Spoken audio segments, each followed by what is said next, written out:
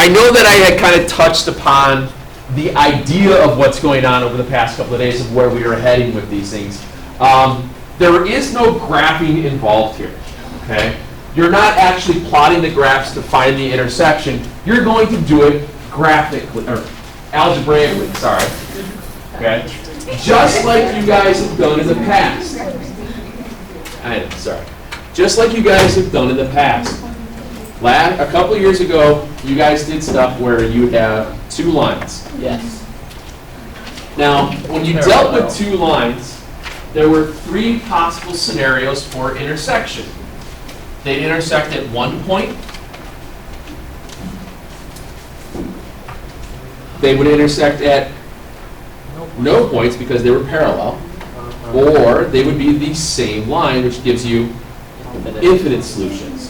So when you talk about in terms of linear, you had three possible scenarios. You had one solution, no solutions, or infinite solutions. Now we're talking about quadratic systems. When we're talking about quadratic systems, we're talking about the conics. We're talking about having the intersections of possibly with circles, ellipses,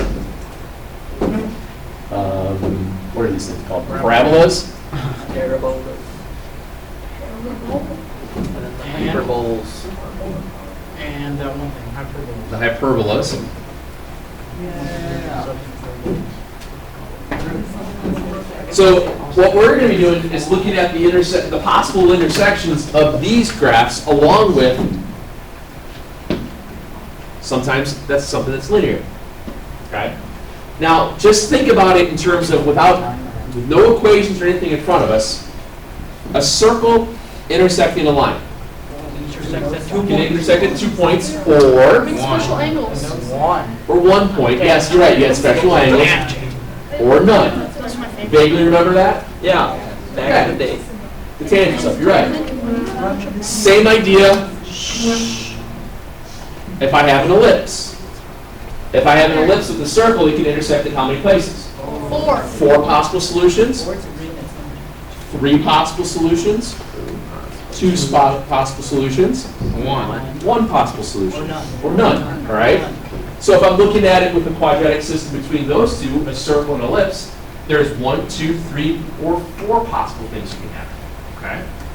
Same thing with a circle or an ellipse with a hyperbola. There could be 4 of them. There could be 3 of them, 2 of them, 1 of them, Or none of them. or none of them. Same thing here. I could have 4, 3, 3, 4. So there's all these different scenarios that we're going to be looking at. Yes, sir. You turn the ellipse to wrap around the parabola, I mean the hyperbola, or stuff like that. To go like this. Yeah, like it covers all of them. It's not necessarily, I know you're getting at, I don't think you're going to have to worry about getting at all of them, because I don't think that's going to happen. I mean, I know what you're saying. I don't think we're not going to get that complex. Okay. All right. Because even still, you're only hitting it at 4 spots, if you look at that. Okay. Now, could we get real fancy schmancy and get in here and try and figure out the intersection of all of these if we really, really wanted Well, to? hyperbola and difference. So, there's still 4 spots at the intersection there. And why not? Let's throw out. Give it a let's tail just and go- a test. No, that's its tail. No, it's its tail. That's its stinger.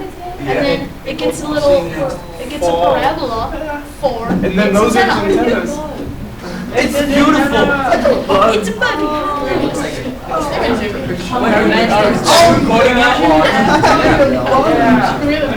One, two. That's good. That's good. Three. Oh, you need to make It's how you apply algebra to in real life. So let's look at the intersection. Let's look at the intersection of something very similar, or very simple to start with. 2 equations we look at are x squared plus y squared is 13, and y equals x plus 1. I'm going to look at the possible intersection points for those 2 equations. By looking at those 2 equations without doing any legwork at all, could you tell me what those 2 objects are? Y%. One's a line, yeah, one's a line, right? Yeah. And one's a circle. Are we okay with that? Pretty easy to see. So, what I'm doing here, I'm not asking that you guys tell me what they are. All I'm saying is that if you're able to recognize the equations of some of these things just by looking at it, the system, sometimes it's quicker to say, hey, this could have up to 2 possible solutions. A line goes through a circle. A line can touch a circle. So it has up to 2 possible solutions. So now, we have to start using all the different ways of solving systems. And earlier I wrote in there linear combinations and substitutions. Obviously, this isn't linear, but we can still do some sort of a combination method of adding or subtracting equations together. Okay. Here, do I have one variable already solved for another? I do. So does that mean I can take this y value and substitute here? Yes. That's what you do. X squared plus the quantity x plus 1 squared equals 13.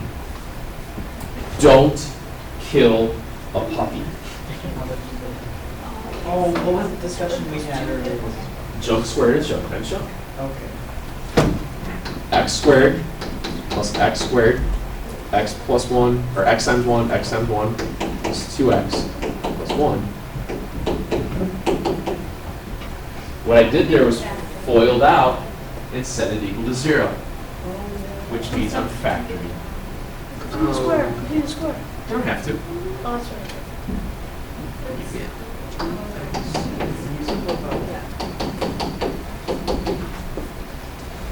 Guys, all this is FOIL it. Okay? Yeah, FOIL it. Just FOIL it.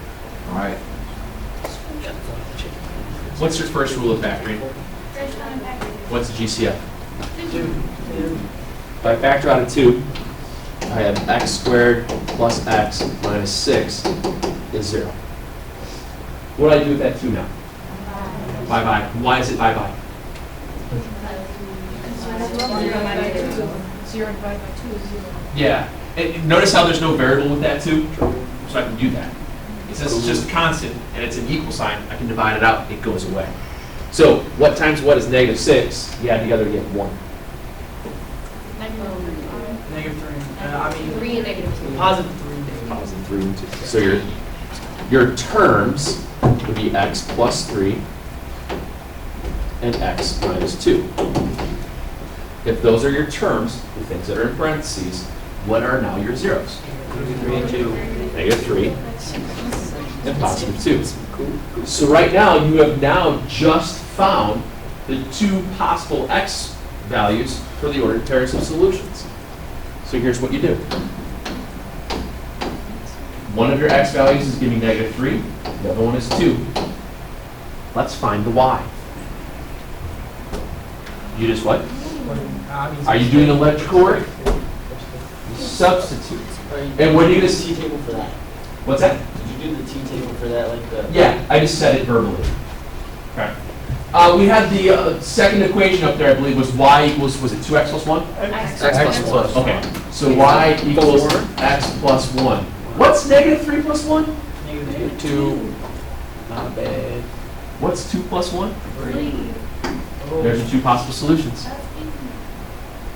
All we did there, guys, was substitute in factored, or FOILed and factored. So no more graphing.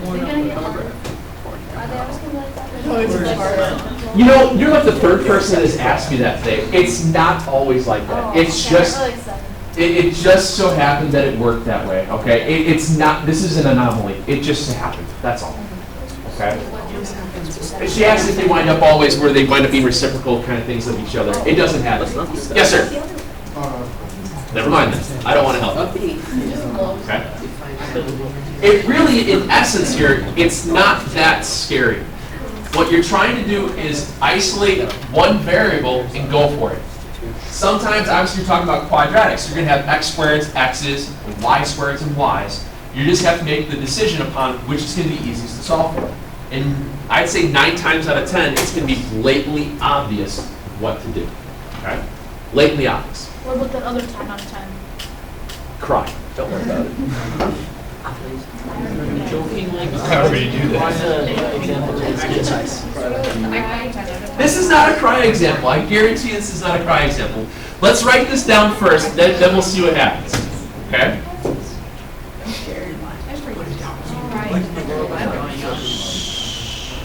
Does it matter if we know what the shapes are? No. It really doesn't, and I'll explain to you here in a second why. Know the shapes. We don't. I'm letting everybody get set up first. Let's see here. In the first equation, we have x squared plus 4y squared minus 4 is 0. And then the second equation, you've got negative 2y squared plus x plus 2 is 0. So what I'm thinking here is that if I solve for y squared, I get some really messy looking equations because I have to have square roots and all that kind of stuff in there, right? So what variable do I want to get by itself?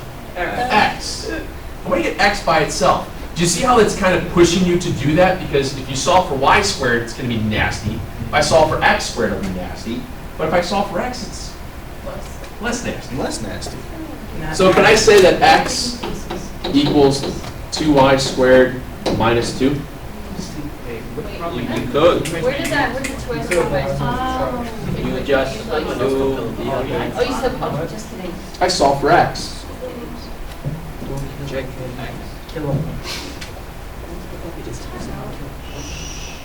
What? If you substitute back in, does that make 2y squared minus 2 squared? Quantity squared. But like, I don't remember how the exponents work. I'll show you. Substitute in.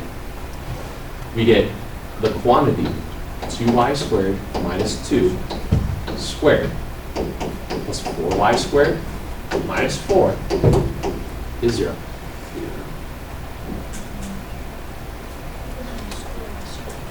That's still a junk squared problem, right? Yep. So it's junk times junk? Yep.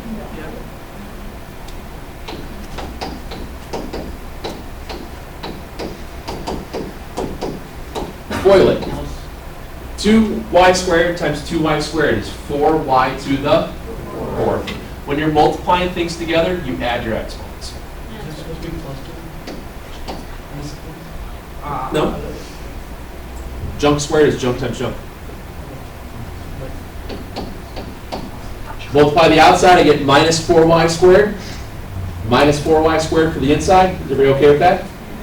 So it's minus 4y squared minus 4y squared. And what's negative 2 times negative 2? 4. Write down the rest of it.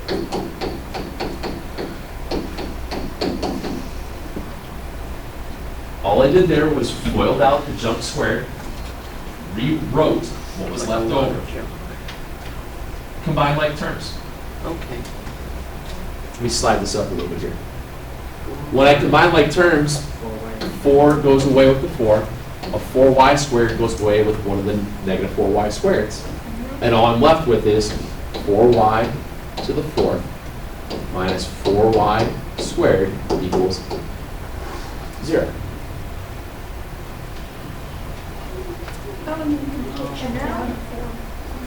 What else can you factor out, Jenna? What's the GCF?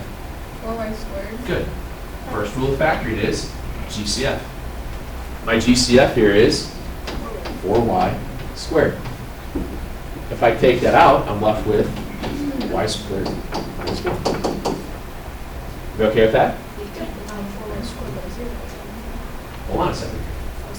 Is everybody okay with this where we're at now? All it goes to GCF. Look what's in parentheses. Y squared minus 1. Is that a difference of squares?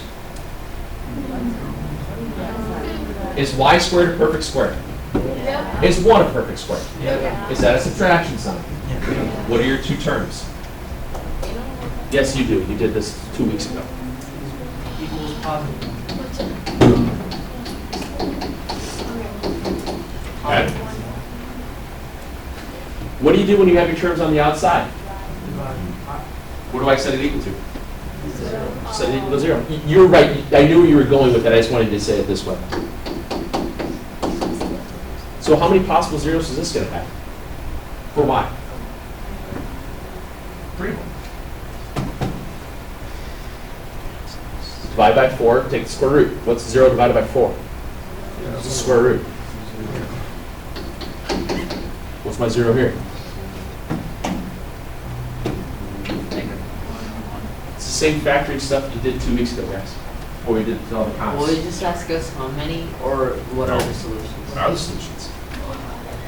So the Right. actual answer is 1 and the negative 1? For y values, what we have right now are 3 possible y values for your 3 ordered pairs. So all you have to do So then, like go over the step where you go from 4y to the power of 4 minus 4y I squared. took the GCF. But where did the 1 come from though? What one? The y squared. What's 4y squared divided by 4y squared? 1. Oh. Okay. That's, I'm just taking out the GCF. Okay. So right now, you have 3 possible solutions for your y coordinates, which means you'll have 3 possible solutions for your x coordinates. So you have to go back. You already have x solved for it by itself, right? Yeah. We already know that x is going to equal 2y squared, was it plus 1? Minus 2, thank you. What's 0 squared? 0. What's 0 times 2? 2. 0. What's 0 minus 2? What's 1 squared? What's 1 times 2? What's 2 minus 2? 0. What's negative 1 squared? 1. What's 1 times 2? What's 2 minus 2? 0. There's your 3 ordered pairs. It's using the stuff from way back when of factoring to get you possible zeros. Yes, sir. How do we know we're gonna have 3? We know that we have 3 of them because you had 3 possible answers for y. Okay. We have the 0 because on this problem, when we factor out the GCF, oops, we factor out the GCF here at 4y squared. That is one of the 2 terms here. So you're setting the 4y squared equals 0, bless you, and then you set the y squared minus 1 equals 0. This just so happened we could factor a little bit further, whereas this one, we couldn't. That's where we gotta Because it go. has a y? I'm sorry, what? Is it because the number has that you factor out y out has a y? Correct. Yep, that's exactly right. Whereas the other ones, when we factor out just the constant, it goes away. Yes, sir? Is it an ellipse touching a sideways parabola, or do we not even know that? It is. But we don't need to know that. What this is here is, like Clay said, this is an ellipse touching a sideways parabola. How do we know that? How would you know that? Look at the equation to start with. X squared plus 4y squared minus 4. Move the 4 over, divide it out, you wind up with x squared over 4 plus y squared over 1 equals 1. That's an ellipse. You have a y squared, bless you, y squared term with an x and a 2, which means, actually it's a y squared parabola, so isn't that, I didn't figure out. oh yeah, you're right, it is y, it is left, right. It was. So this would just be a left and right, a left or right parabola if you completed the square and worked your way out of it. That's all. You recognize that singular powered, a singular squared term, 2 squared term that doesn't have an a and b being the same, so it's an ellipse and a parabola. But we don't need to know. No, wait, you just figured that out, that's all. Okay.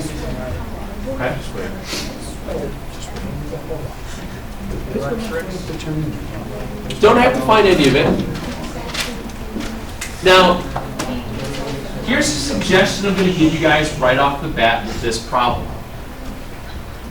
Before you write this down, I want you to remember some of the rules that you did for linear combinations way back in the day. Remember when you had the same sign, same coefficient? When you had same signs with same coefficients with 2 equations, you would subtract those equations. Remember that? Yes. Okay. I did. Or if you had the opposite signs, same coefficient, what would you do? Correct. Now, what's different now with the quadratic style, you have to not only worry about the coefficients and the variables, we have to worry about their exponents. So if you have the same coefficients, the x, with the same power, subtract. If the same coefficients, opposite signs with the same power, I'm just adding this one last statement in here. Add. Okay? All I'm doing is, this is kind of like the way you would unlock one of these style problems. So if I'm looking at these two equations, I have x squared plus y squared minus 16x plus 39 is 0, and then x squared minus y squared minus 9 is 0. If I add or if I subtract those two, I would eliminate one of my square terms. Do you agree? Yes. If I subtract the two terms, those two equations, the x squareds go away, but I'm kept with an x value. Do you agree with that? Do I want to solve an equation with a y squared and an x? No. No, so I don't want to add them. Or excuse me, I don't want to subtract them. But if I add them, what goes away? Y squared. The y squareds just go away. Everybody see that? So what I'm going to do here is just rewrite this as I'm writing it, when I'm looking at these problems as I'm going along. I'll just do this. As I'm looking at these problems as I'm going along, before I write them out in, oops, one letter. I forget what the coefficient was. As I'm going to write them down in on my notes when I'm doing homework and whatnot, I'm just going to line them up. Right there, as I'm starting the problem. That way, as I'm doing them, I'm just going to hide that real quick. As I'm doing them, I can see how things are going to line up real fast. So by lining them up right away, I know that if I add these things together, what happens to the y squareds? They're gone. They're gone. So what's x squared plus x squared? Negative 16x. 39 plus negative 9.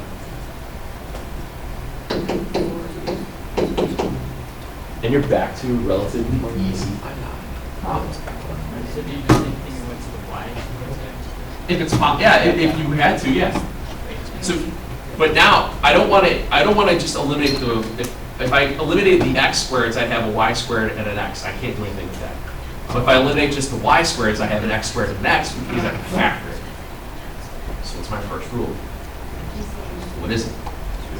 2. Factor out the 2.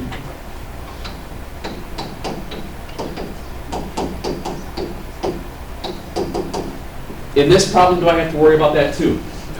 And the reason is? Because I have a variable, so I don't have to worry about it.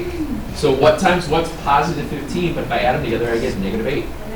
Negative 5. Negative 5, negative 3. Very good, very good. So my two terms will be x minus 5, x minus 3, which means my zeros are 5 and 3,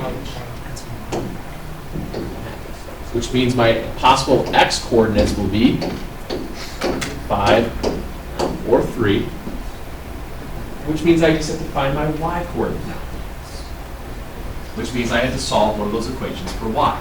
Solve the second one. Yeah, I think solving the second one would be the easiest. Do you guys agree? Yep. Okay. If I solve the second equation for y, I wind up with x squared minus 9 is y squared. Are you okay with that? How do I get y by itself? I square root it. Now, when I square root it, what do I have to put in front of that x squared plus x squared minus 9? Minus. Yep. So your y value is going to equal plus or minus square root of x squared minus 9.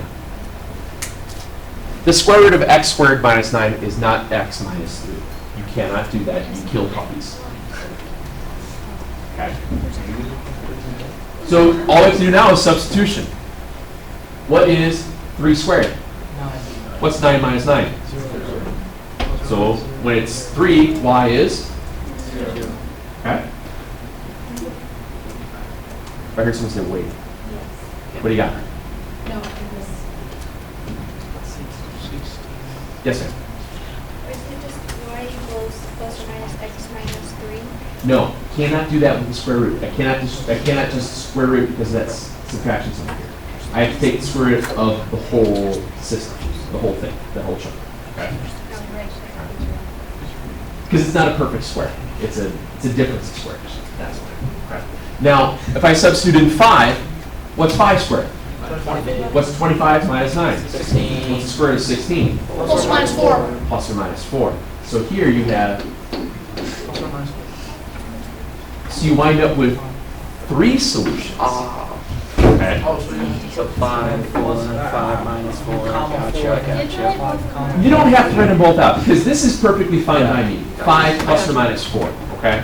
What this is just saying is that these two equations intersect at 3 spots. They intersect vertically at 5, at 4 and negative 4, and they also intersect at 3 and 0. That's it. That's all it's saying to us. The two shapes themselves, I believe one of them is a hyperbola and the other one is I think the other one was an ellipse. Yeah, the other one should be an ellipse. Do I care what they look like? No. Not at all. But that's the intersection of the possible intersection of a hyperbola and an ellipse. What you guys are going to mess up on, is this right here. Is that plus minus. It's square root of x squared minus 9 is not x minus 3, okay? It doesn't work like that, okay? You've got to be careful of how things are written out. And that's about it. If I was looking at this stuff correctly, the stuff I have for you guys for tonight isn't horribly bad. I think this one, I thought that one worked, but I saw somebody's work on it earlier today, and I don't think it does. So if you get to 45 where something's coming up real funky, don't worry about it. I'm gonna, with a minute or two here left, I'm gonna try and do 45 on my own real quick, just to verify if it does work. It was towards the end of Flex, I didn't have a chance to go through the whole problem on it. All right? Take your time. Remember, substitution, guys. Just watch your signs. That's really all there is to this. Okay? It's lots and lots of substitutions. So let me pause this and